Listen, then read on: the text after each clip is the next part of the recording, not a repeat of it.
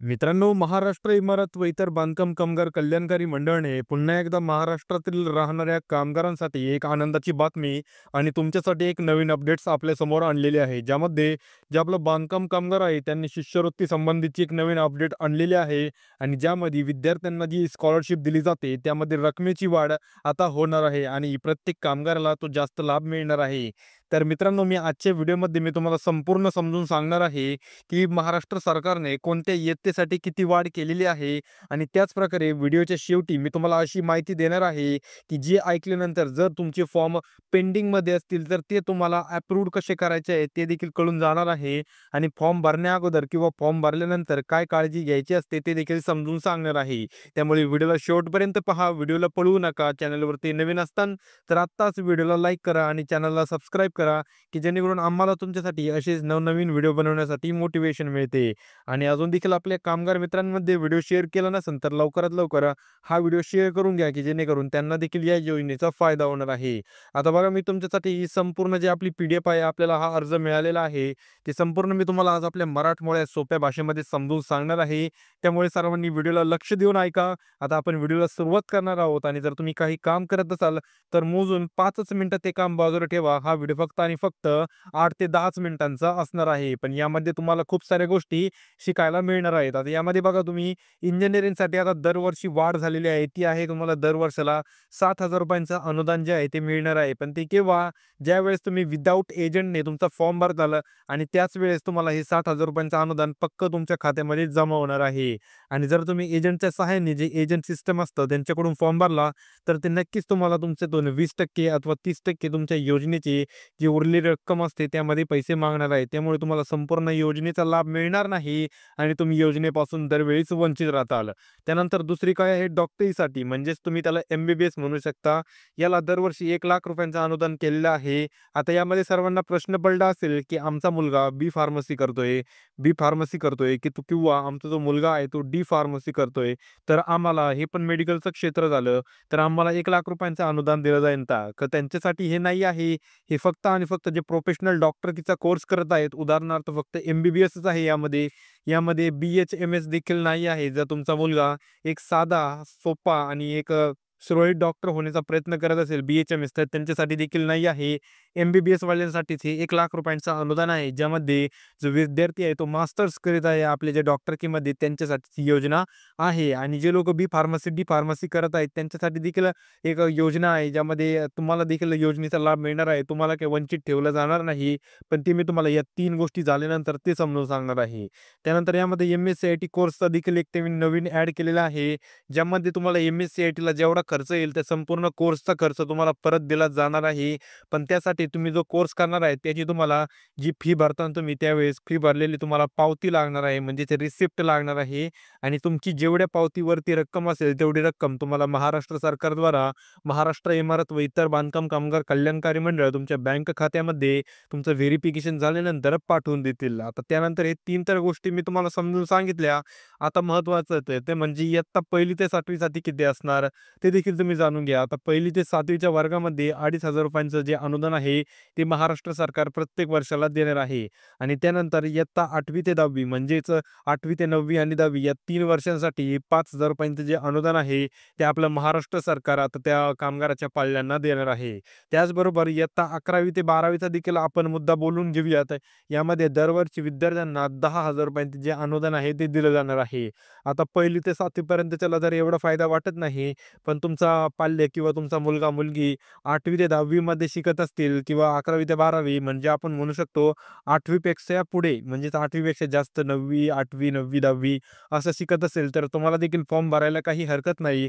कारण तुम्हाला एक चांगला रक्कम मिळत आहे आणि त्या रक्कममध्ये विद्यार्थ्याचं जे शालेय किट असतं, म्हणजेच त्याचं दप्तर, शैक्षणिक खर्च किंवा त्याची जी वह्या पुस्तकं असतात त्याचा खर्च निघून जाणार आहे. आणि हे संपूर्ण महाराष्ट्र सरकार हे फक्त आणि फक्त जे आपले कामगार आहेत त्यांच्या पाल्यांसाठी आणि कामगारांच्या उज्ज्वल भविष्यासाठीच करत आहे. आता त्यानंतर पदवी आणि ग्रॅज्युएटसाठी देखील मी तुम्हाला सांगणार आहे. आता या पदवी आणि ग्रॅज्युएटमध्ये कोण-कोण येतात? तुमचं डी फार्मसी देखील येतं. त्यानंतर तुमचा जर मुलगा किंवा तुम्ही स्वतः व्हिडिओ बघत असाल, तुम्ही बी-फार्मसी करत असाल, तरी देखील तुम्ही याच टप्प्यामध्ये येतात, की तुम्ही डिग्री किंवा ग्रॅज्युएशन घेत असाल, तर ₹20,000 अनुदान जे आहे ते तुमच्या खात्यामध्ये पुरवलं जाणार आहे. त्याचप्रमाणे काही कोर्सेस असतात, जसं बी-एससी कोर्स झाला, बी-सी-ए कोर्स झाला, परत बी-बी-ए कोर्स झाला. अशा प्रकारचे खूप सारे जे कोर्सेस आहेत, ज्यामध्ये तुम्हाला पदवी किंवा ग्रॅज्युएशन मिळतं किंवा 3 वर्षाचे कोर्सेस आहेत, ते संपूर्ण कोर्सेस याच टप्प्यामध्ये येतात आणि तुम्हाला याचद्वारे ₹20,000 जे अनुदान आहे, ते तुमच्या खात्यामध्ये जमा केलं जातं. पण यासाठी आता पात्रता काय पाहिजे? कोणाला हे पैसे दिले जाणार? तुमच्यात काय करावं लागेल तेव्हाच तुम्हाला ते पैसे मिळणार. कारण सरकार तर काय तुम्हाला फुकट पैसे देणार नाही. तर यासाठी तुमचे जे आई-बाबा आहेत, म्हणजे समजा विद्यार्थी व्हिडिओ बघत असेल, तर त्याचे आई-बाबा आणि जर स्वतः जो मुलगा आहे किंवा मुलगी आहे, त्याचे आई-वडील व्हिडिओ बघत असतील, तर ते स्वतः बांधकाम कामगार म्हणून महाराष्ट्रात काम करणारे असावे आणि त्यांची सरकारकडे नोंदणी झालेली पाहिजे.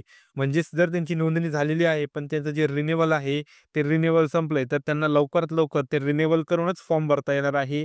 आता 2025 2024 ची तर तारीख संपलेली आहेत. आता 1 ते 2 महिन्यांमध्ये 2025 साठी या अर्ज करण्याच्या तारीख चालू होत्याल आणि त्या तारखे चालू झाल्यानंतर तुम्हाला वेळोवेळी आपल्या चॅनलवरती अपडेट्स दिली जाईल, की कोणाला कोणता फॉर्म केव्हा भरायचा आहे, की जेणेकरून आम्ही जेव्हा सांगतो ना आणि त्यावेळेस जर तुम्ही फॉर्म भरला, तर फक्त आणि फक्त 15 ते 30 दिवसांचाच कालावधी लागेल तुमचं व्हेरिफिकेशन होऊन तुमच्या खात्यामध्ये पैसे यायला. आता त्यानंतर यासाठी एक सगळ्यात महत्त्वाचं आहे, काही जे कामगार आहेत त्यांना 3 मुलं आहेत, 4 मुलं आहेत, तर त्यांना लाभ दिला जाईल का? तर त्यांच्यासाठी महाराष्ट्र सरकारने एक अपडेट आणली. यामध्ये फक्त आणि फक्त कामगाराची 2च मुलं ही शिष्यवृत्ती मिळवू शकतात. 2 पेक्षा जास्त नाही. समजा फक्त पहिले 2 काही कारणास्तव असं होऊ नये, पण काही कारणास्तव समजा कामगारचा पहिला किंवा दुसरा मुलगा वारला आणि जर ते तिसऱ्या मुलासाठी प्रयत्न करत असतील या योजनेचा लाभ घ्यायला, तर त्याला या योजनेचा लाभ दिला जाणार नाही. ही फक्त आणि फक्त पहिल्या 2 मुलांसाठीच योजनेचा लाभ देण्याची आपली जी स्थापना आहे महाराष्ट्र सरकारने केलेली आहे. त्यामुळे पहिले 2च कामगाराची मुलं किंवा मुली यासाठी लाभ घेऊ शकतात. त्यानंतर 10वी-12वीत कमीत कमी 50% गुण असायला पाहिजे. तुम्हाला जर 49.99 जरी गुण असतील, तरी देखील तुम्हाला लाभ मिळणार नाही. तुम्हाला कमीत कमी 50% गुण असायला पाहिजे आणि जास्तीत जास्त 75% जास्त गुण असायला पाहिजे. तेव्हाच तुम्हाला या संपूर्ण योजनेचा जो लाभ आहे तो दिला जात असतो आणि त्याचप्रकारे जे 10वीच्या खालचा फॉर्म भरणार आहेत, म्हणजेच 10वी आणि 11वी पर्यंतचा फॉर्म भरणार आहेत, त्यांना काय करावं लागणार आहे? आपल्या शाळेतून 75% ची हजेरी असलेलं एक प्रमाणपत्र किंवा तुम्ही त्याला सर्टिफिकेट म्हणू शकता, ते तुम्हाला शाळेतून घेऊन फॉर्म भरताना त्या ठिकाणी अपलोड करावं लागणार आहे. आता त्यानंतर अजून एक यामध्ये महत्त्वाचा पॉइंट आहे, तो म्हणजे विद्यार्थी हा जर मागच्या जी इयत्ता होती, समजा विद्यार्थी एफ-ईमध्ये आहे, म्हणजेच फर्स्ट इयरमध्ये आहे, तर त्याला 12वीमध्ये पास झालेला पाहिजे. समजा जर विद्यार्थी एस-सीमध्ये आहे, म्हणजे सेकंड इयरमध्ये आहे, तर त्याचे एफ-ईमध्ये सब्जेक्ट संपूर्ण निघालेले असावे, पण तो नापास नसावा. तो संपूर्ण पास असायला पाहिजे. बॅकलॉग असेल तर चालेल, पण तो विद्यार्थ्याची एटी-केटी लागलेली नसावी. म्हणजेच तो संपूर्ण नापास नसावा. जर तो पास असेल, तर त्याला योजनेचा लाभ दिला जाणार आहे. अन्यथा त्याला या योजनेपासून वंचित ठेवलं जाणार आहे. आता अर्ज तुमचा जर मंजूर नसेल झाला, तर काय करायचं आहे तुम्हाला? तुमचा अर्ज सारखं खूप दिवस झाले पेंडिंगमध्ये दाखवत आहे किंवा तुमचा फॉर्म डिसअप्रूव्ह झाला किंवा ॲक्सेप्टच झाला नाही, तर तुम्हाला काय करायचं आहे? पुन्हा फॉर्म भरायचा का? भरल्यानंतर काय करायचं? काय चुक्या नाही करायच्या? आता आपण ते जाणून घेऊया. सर्वात अगोदर तुम्ही जेव्हा अर्ज तुमचा ॲक्सेप्ट होत नाही, तर त्या ठिकाणी तुम्हाला काय करायचं आहे? फॉर्म न भरता अगोदर तुमची काय चुकी आहे ते तुम्हाला मेसेजवरती सांगितलं जाईल. मेसेज जर तुम्हाला समजला नाही, तर तुम्ही जिल्ह्याच्या ठिकाणी फोन किंवा तुमच्या जवळ असेल, तर त्या ठिकाणी जिल्हा किंवा तालुक्याच्या ठिकाणी तुम्ही स्वतः भेट देऊन त्या ठिकाणी तुमचं कारण विचारू शकता.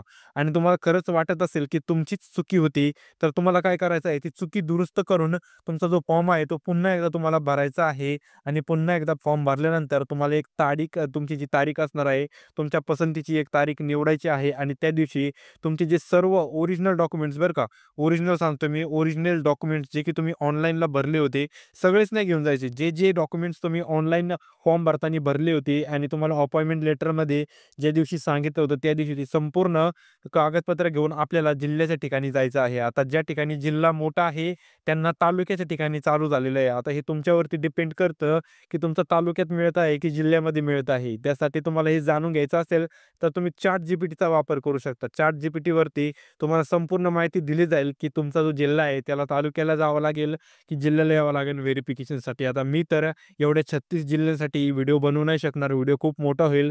त्यामुळे जर तुम्हाला माहिती नसेल तर तुम्ही साधं सोपं ChatGPTचा माहिती घेऊ शकता आणि तुम्हाला ChatGPT जमत नसेल, ChatGPT एक ॲप आहे. त्या ॲपवरती तुम्हाला प्रश्न विचारल्यावर उत्तर मिळत असतात आणि जर तुम्हाला ते अवघड वाटत असेल तर तुमच्याकडे जे अधिकारी असतात मंडळाचे त्यांचा जर कॉलर नंबर असेल तर तुम्ही त्यावरती विचारू शकता. ते संपूर्ण मार्गदर्शन तुम्हाला करतील.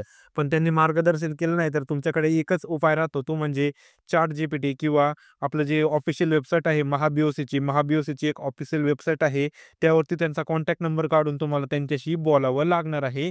तेव्हाच तुमचा जो हा मॅटर आहे तो सॉल्व्ह होणार आहे आणि त्यानंतरच तुम्हाला आपल्या महाराष्ट्र सरकारने जे बांधकाम कामगारांची शिष्यवृत्ती असते त्यामध्ये एक रकमेत वाढ केलेली आहे आणि ती तुम्हाला मिळायला सुरुवात झालेली आहे. आत्तापर्यंत खूप साऱ्या लोकांना हा जास्तीचा लाभ झालेला आहे आणि इच्छा करतो भविष्यामध्ये तुम्हाला देखील हा लाभ मिळावा. या व्यतिरिक्त तुमचे काही प्रश्न असतील तर ते तुम्ही मला सोप्या आणि आपल्या मराठमोळ्या भाषेमध्ये कमेंटमध्ये विचारू शकता. पण मला तुमची कमेंट केव्हा दिसेल?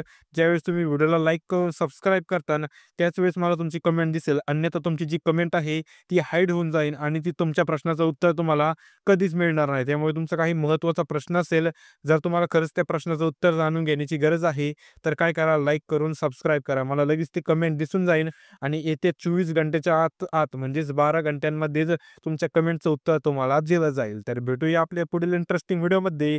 तोपर्यंत रामकृष्ण हरी.